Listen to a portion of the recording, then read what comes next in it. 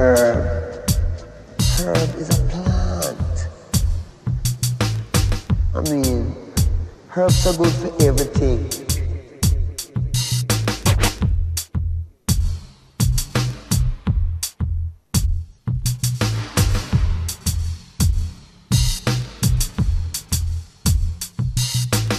Herb.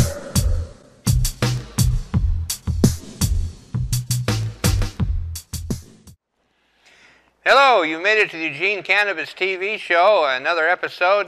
We have some information for you, news stories, and information on the cannabis issues. Cannabis and, of course, hemp. The legislatures are gearing up, getting ready to do their work, and I use that term lightly, of course. And right out of the gate, this is an article, and which is Oregon fits right in. Welfare drug testing bills introduced in 4 states. Bills that would target welfare or unemployment recipients for drug testing are popping up across the country. Again, critics of welfare drug testing cite unconstitutionality of warrantless drug testing, the cost of drug testing tens or hundreds of thousands of people, counterproductive results, and mean-spiritedness in opposing legislation that would require it. But that hasn't stopped legislatures from coming back again and again. With this year's state legislative session barely underway, bills have been introduced in 4 states: Kentucky, Missouri, Nebraska, and Oregon. And by the way, as a side note, you imagine those 3 states being connected with Oregon. I mean, this Kentucky, Missouri, and Nebraska, all 3 are notoriously conservative, and then Oregon, it's progressive, and what a crowd we're in. Anyway, to require drug testing for people receiving public assistance. And in a novel twist, a bill in Indiana would require unemployment recipients to declare they are not using illegal drugs and threatens them with up to 3 years in prison for perjury if they are found to be using them. And that's another side note. I believe it's North Dakota. One of the Dakotas, I think it's North Dakota, has a possession by consumption law. It's the only state in the union that has it, and it was brought up last legislature, and of course it didn't make it. But I expect it to come up again this legislature, and that is if you fail a drug test because you're found to have an illicit drug in your system, you can be cited for being in possession of that drug. So just when we think it's getting better, it just seems to slide backwards. So it's a continual push and pull here. It says, but while such bills may be popular with politicians of a certain stripe, they both find much support among professionals in the field. Groups that have lined up against such bills include, and it'd take me 20 minutes to read all these, but American Public Health Association, the National Association of Social Workers, it goes on and on. The Youth Law Center, Juvenile Law Center, National Coalition for Child Protection Reform. It goes on to say that the American Civil Liberty Union, the ACLU, which successfully litigated against Michigan's welfare drug testing law, has also come out strongly against welfare drug testing. Such laws are scientifically, physically, and constitutionally unsound. That's a good line. I got to remember that. We need to bring that up in our arguments when we're talking about this. The group cites studies showing welfare recipients are no more likely to use drugs than the rest of the population, and that 70% of illicit drug users are employed. That's something that our opponents don't like to talk about, but it's true. And the large majority of drug users are actually employed, very successful people. It's always the ones that are the bums and the idiots that they point at as an example, but that's just the way it is. It also cites research showing that drug testing is an expensive but ineffective way to uncover drug abuse. I like to say that drug testing is against our principles. Guilty until proven innocent, and that's exactly what drug testing is. Drug testing companies themselves will brag about how their tests are 99% accurate. Well, on the surface, that sounds pretty impressive, but then you stop and think about it. If you're talking about your livelihood, Why would you be forced to take a test that you have a 1% chance of having a false positive and possibly lose your job or even a career? Personally, I don't think it's worth the risk. Another thing I've heard is say that drug testing is an intelligence test. You got to be stupid to flunk. So I don't know.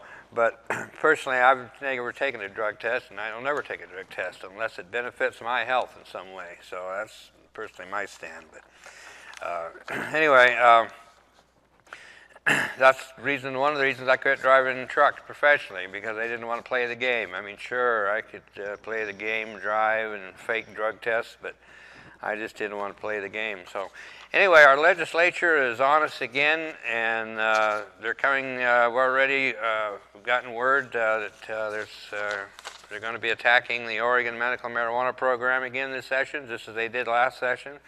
Law enforcement especially. They're trying to bring it down, and that's not an exaggeration.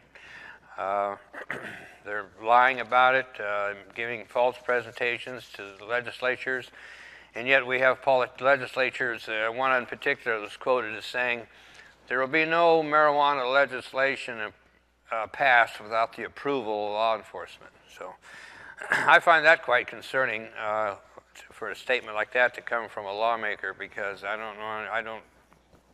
it's just inconceivable to me why law enforcement should have a part in making the laws. If they want to get their input, I can understand that, but not to the extent that the lawmakers or the extent of power that the lawmakers seem to give them. So it's going to be a big battle. We're going to be talking a lot in coming months about going to Seattle. And this is going to be something that's going to be really important, and we need a lot of help. We need people to go to Salem, appear on hearings, testify at hearings. Even if you don't feel that you want to get out front and testify, at least if you go to these hearings and just show up in the numbers. We need numbers. The more people we can show up with, the more impressive it is. It makes a difference. The same thing with somebody's facing legal problems in courts, the same way. It works.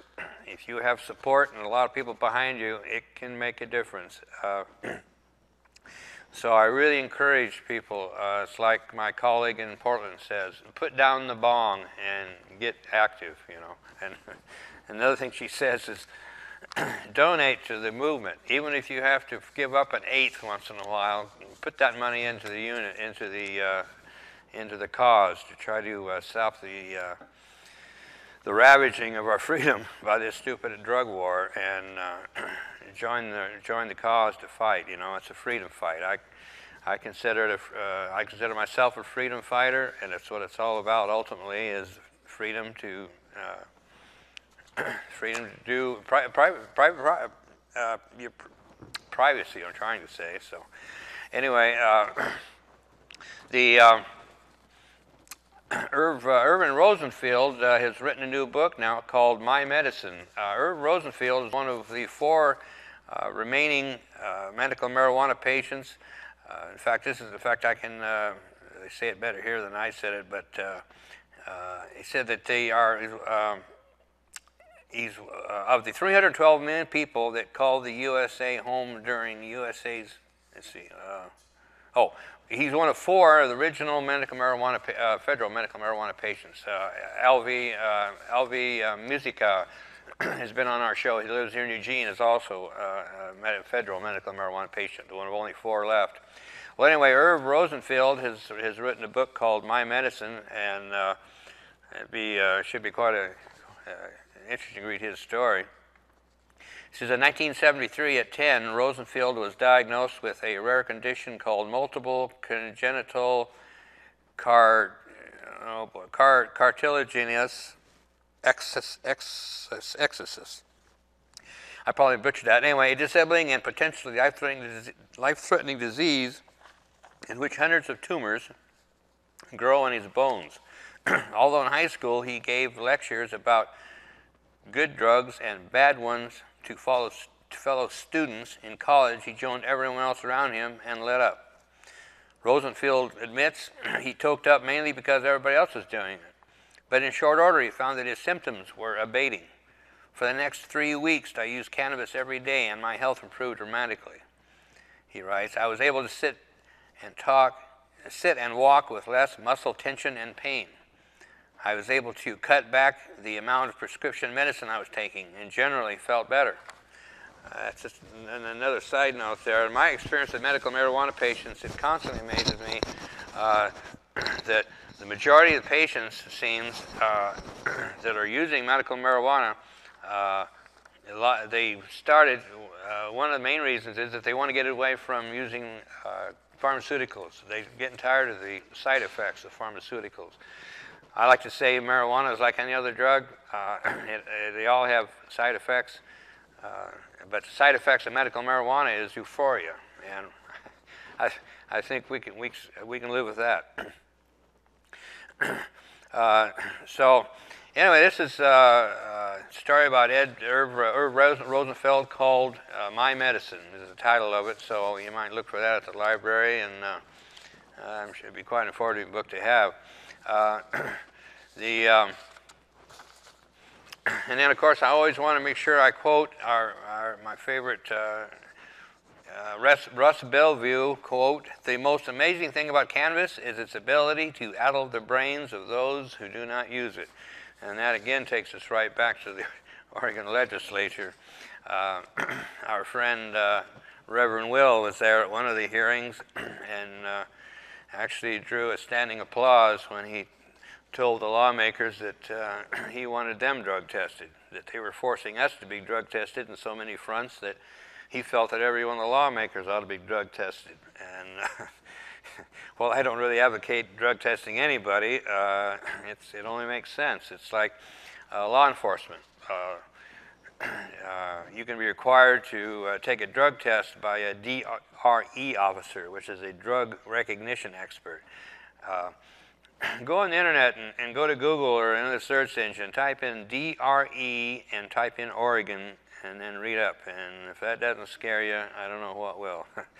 40-hour course and an officer becomes a DRE, a drug recognition expert. He can just look at you and tell that you're probably on a drug and require you to take some kind of a test if you submit to his evaluation.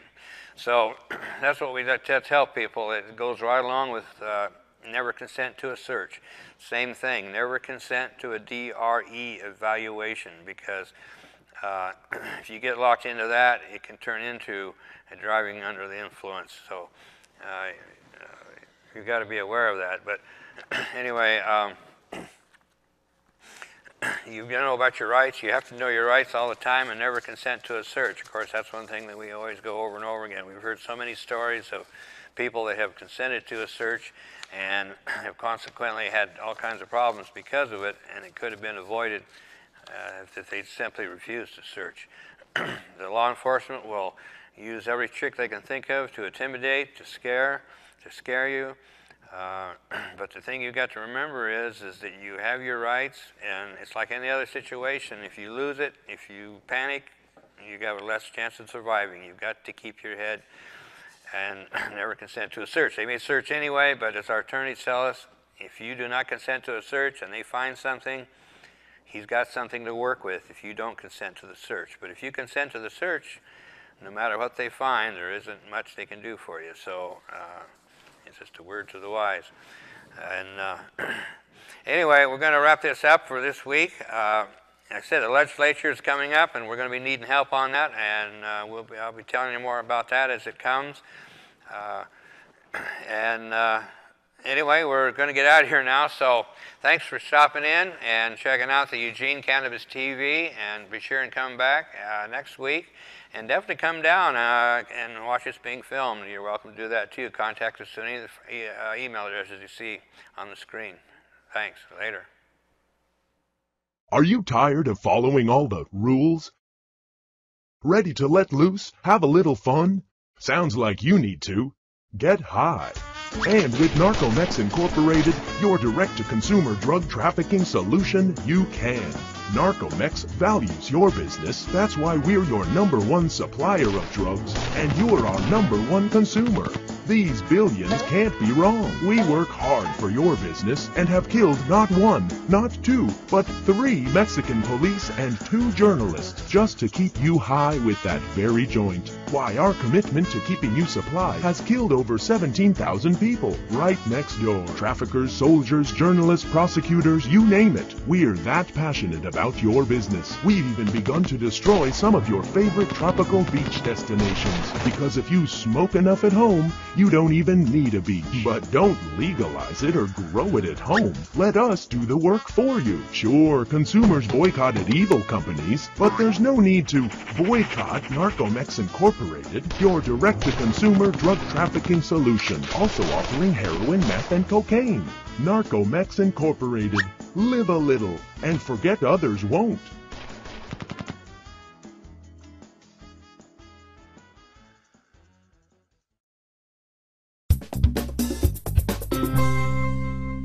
What to do if you're stopped by the police. Whether you call them the police, the 5-0, the popo, or something else entirely, be cool and follow these steps. You will need the ability to remain calm, good manners, and a little luck.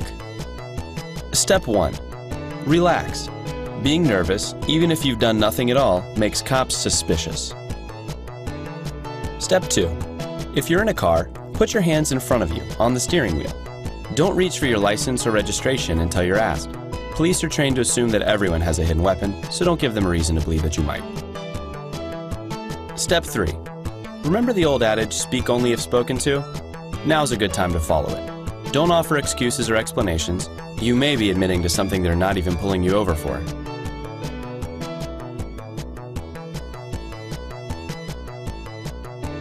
Call the person officer instead of sir or ma'am. Surveys show this is the greeting police prefer. Step 4. Stay put. If you get out of a car after being stopped, police assume it's to attack. The same rule applies when there's no car involved. If you walk even a few steps away, they assume you're making a run for it.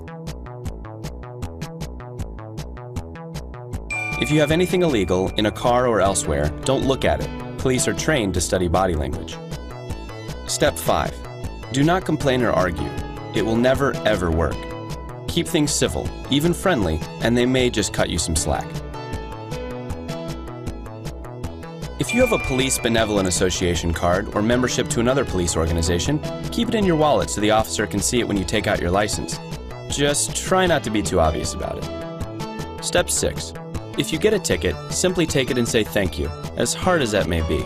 Being rude can only make trouble for you in the future.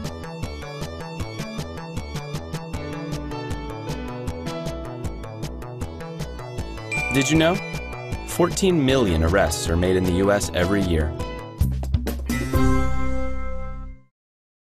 This is LK backstage at Hempstalk 2010. I'm sitting here with Dr. Levesque, probably the founder and most important person in the medical marijuana movement in Oregon, in my opinion, guys. Somebody might argue that, but I think that Dr. Levesque did more for sick people than any other doctor in the state of Oregon, my opinion. And what do you think of the event, Doc? Of this event? Yes. Oh, this is absolutely great, and I tell everybody we need as much publicity as we can get, because the whole thing of it is that right now we've got about 35,000 patients with permits, and about 5,000 waiting. So in other words, we really have 40,000, but the doctors who are doing this cannot keep up with the demand. And hopefully by next year we'll have 50,000 in Oregon, but the THC clinic has over 100,000 from 9 states and 26 clinics. So we're THC Foundation is really at the head of the business, and I think I was one. If I wasn't the first doctor, I was one of the first 10 doctors to sign applications, and in the first year, I signed about 1,000, and the next doctor had signed 71. And from then on, it just dropped down to almost nothing. And several doctors had signed 1 or 2. But now we've got 3,000 doctors. But the THC Foundation clinic, 10 doctors have signed 70%, or over 20,000 of the applications in the state of Oregon. So we're doing great, and we can't keep up with the demand, because as it becomes, people become aware of the fact that reefer madness was just a bunch of crap, and it's an extremely useful drug, and it's been medically documented that it's good for about 200 different medical conditions, other than the first 9 or so that were what shall I say, make patients eligible in the state of Oregon. So we're going gangbusters, and I think one of the strange thing about it is that 4 doctors complained that I was stealing their patients and doping them up. And so the medical board suspended and then revoked my license. But the other doctors said, the medical board is spending all their time hassling Dr. Levesque, so they're going to leave us alone. And so that's why we have now about 3,000 doctors that are signing these applications, but most of them have really signed only 1 or 2, something like that. Well, on behalf of all the people that can't say it, I want to thank you, because you did benefit me. I did benefit personally from your efforts, and I'm sorry that the state's messing with you. Well, I have heard from many people, Doctor, you have saved my life. And I think one of my poster boy patients was a Marine helicopter pilot in Vietnam. He was shot down 7 times. The last time he was in the hospital 31 months getting taken care of, and he was on something like 400 milligrams of morphine a day, which is enough to stop an elephant. And the VA would not let him use marijuana, so he told him to go fly a kite, and he came to me, and he told me several times, Doctor, you saved my life. He was able to drop the morphine down to 60 milligrams a day because he was now able to use marijuana. Nice. Now, I know that this, just because I read his book, that Dr. Levesque was in World War II. Yep. And from your book, I learned that the de-icer for the airplanes was something that any of us that ever liked bourbon would really like. That's true. The de-icer was isopropyl alcohol, which is called rubbing alcohol in the pharmacies. But I think one of my favorite stories, well, what I consider to be my best day during World War II, me and a buddy captured 26 German officers. And that story is, if you punch up 26 Nazi officer prisoners, you'll get that story. And my worst day, we crossed the Rhine River. We lost 150 men in less than an hour, and I ended up behind the German lines. And my hair used to be fiery red. And when I came home from the war, my hair had turned to auburn, and my mother, the first thing she said was, Philip, what happened to your beautiful hair? And I said, Mother, I think it's at the bottom of the Rhine River. Well, I would like to thank you for your service. I always ask everybody this one question. If you could say anything that you wanted to the marijuana community, what would it be? What did I tell you? What did I tell you? Never smoke it in the presence of police or underwater. That's probably my best advice. And I just told people when I was on the stage out here, don't smoke in the rain, and somebody raised their hand and said, why not? And I said, well, if you have to ask, you've been smoking the good stuff. Again, this is OK backstage at Hempstalk 2010 with Dr. Levesque. And thank you again, sir. Very good. Glad to be here. We need all the publicity we can get. Okay, this is LK backstage at Hempstalk 2010. I'm sitting here with Tanya Davis. Hi, how are you? Excellent. I know that last year at the normal conference, you were given an award. Would you mind sharing that with us? Yeah, I was the recipient of the Pauline Sabin Award. Pauline Sabin pretty much single-handedly ended the prohibition on alcohol in the 30s. And I thought it was just an honor that National Normal honored me with that. It was a surprise, that's for sure. Deserving, I think. Is this your first trip to the Hempstalk, or have you been here before? This is my first time to beautiful Portland. Oh my gosh, this was It's so beautiful. The energy is so positive. People just want to make sure everybody's okay. And, you know, I consider this a taste of freedom because I'm in Ohio, which is an illegal state, and I'm a medical marijuana patient in a state that's illegal, which makes it even more dangerous because of a choice. I just, this taste of freedom here in Oregon just blows my mind. But we can have this in all the states if folks will just do what's right, which is open their mouth. So Oregon's always been a compassionate state, so you know, it's like just amazing. We were the first state to decriminalize in the 70s, so Oregon seems to always flow that way, which is, it's an honor to live here, believe me, lady, but welcome. Is there anything that you would like to say to everybody out there that's watching? Well, this, you know, this celebration of freedom is one that we can have every day.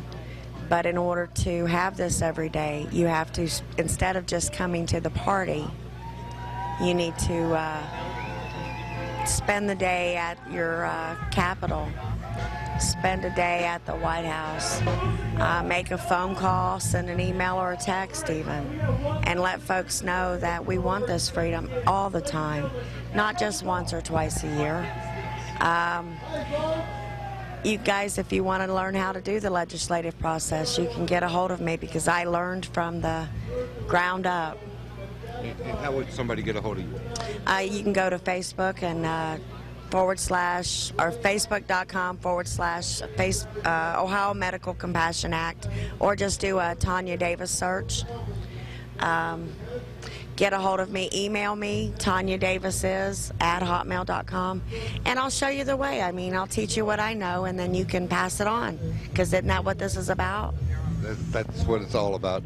I always ask everybody this one question. If you could say anything to the marijuana community, what would it be? You really have to stand up and do what's right. And I really want to thank from the bottom of my heart those activists that go beyond the call of duty, because we're pretty much all volunteers.